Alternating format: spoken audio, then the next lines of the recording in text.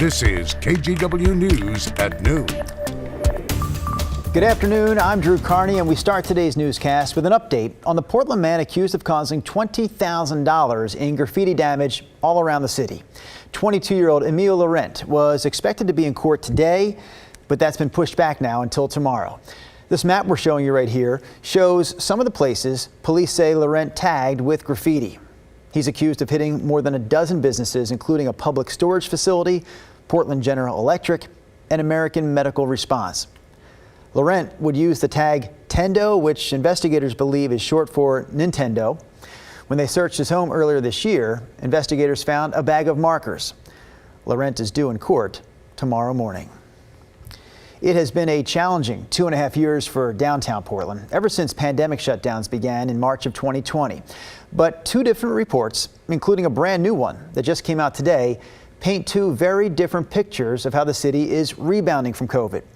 KGW's Devin Haskins takes a look. The headline, which is meant to grab you, says Portland remains the state's economic heartbeat, and that pedestrian traffic reveals a, quote, tremendous rebound from 2021. Here's the thing, though. One would hope that this year would be better than last year and the year before. 2021 still had COVID shutdowns and restrictions.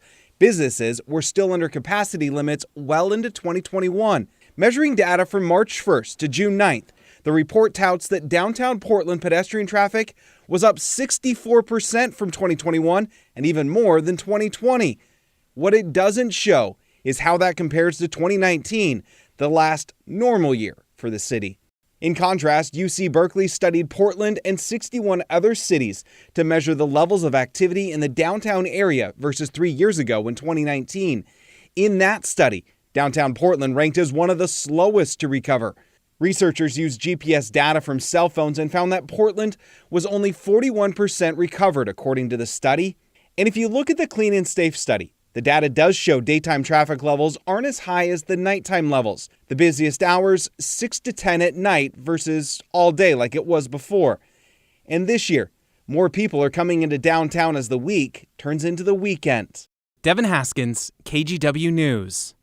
By the way, the report that came out today also looked at research to determine Portland's busiest intersections when it comes to foot traffic.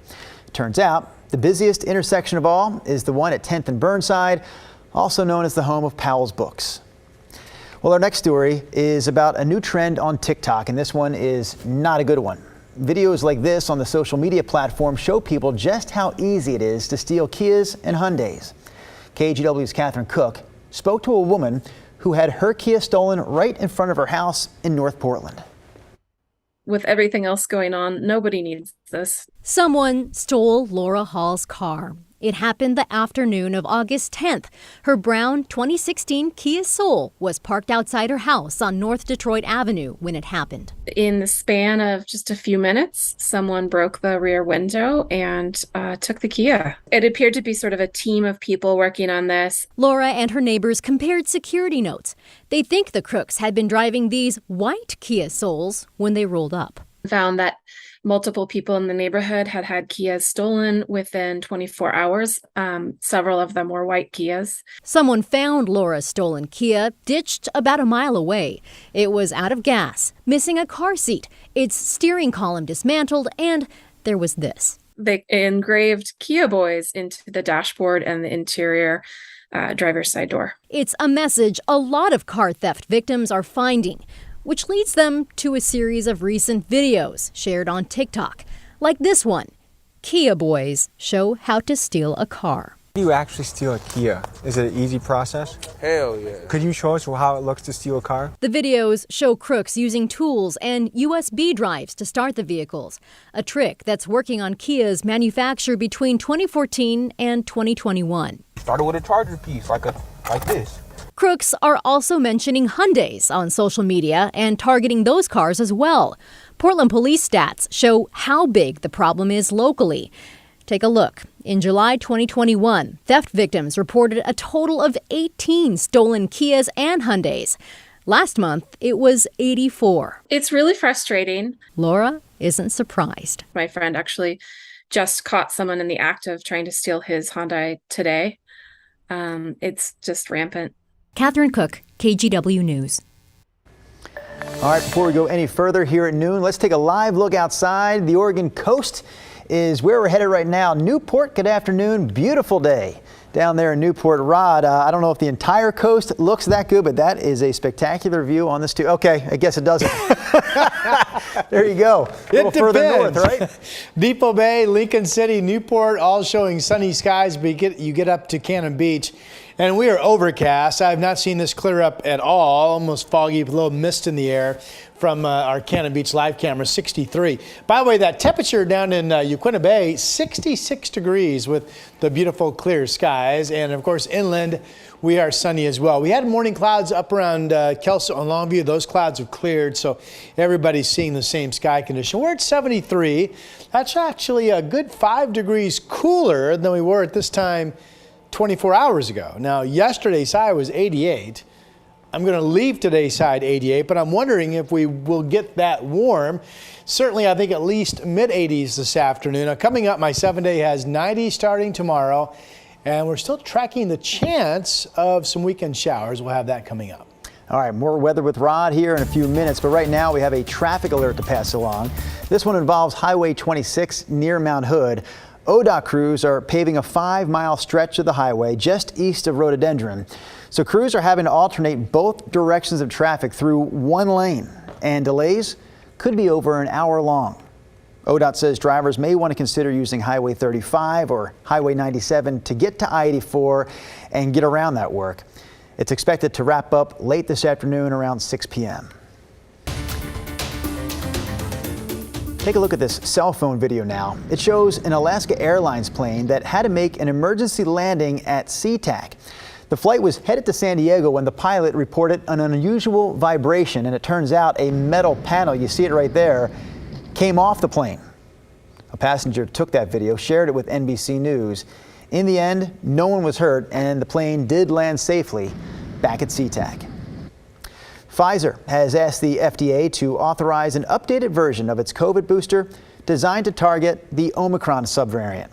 Earlier studies have shown in animals that the booster has generated an immune response against multiple strains. Human trials are expected to begin this month. So if authorized, the company says it's prepared to immediately begin distribution of the shots.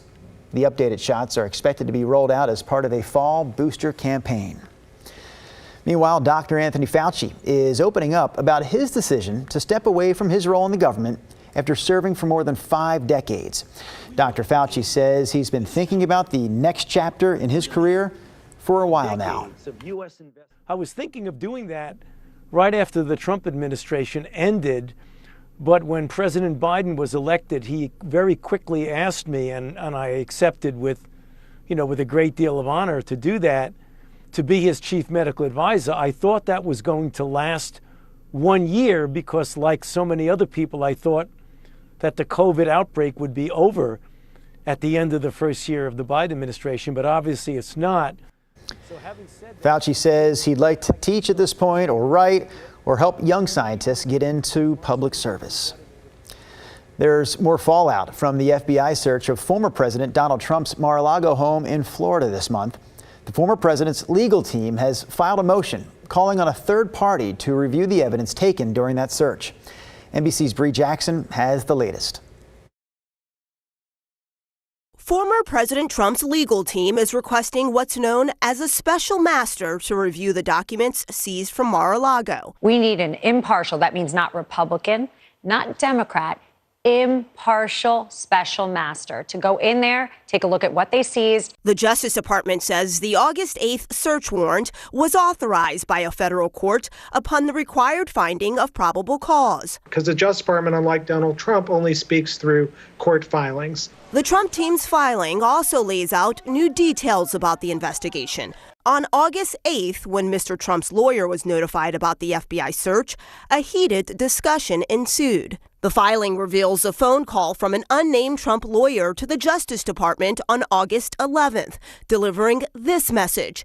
President Trump wants the Attorney General to know that he has been hearing from people all over the country.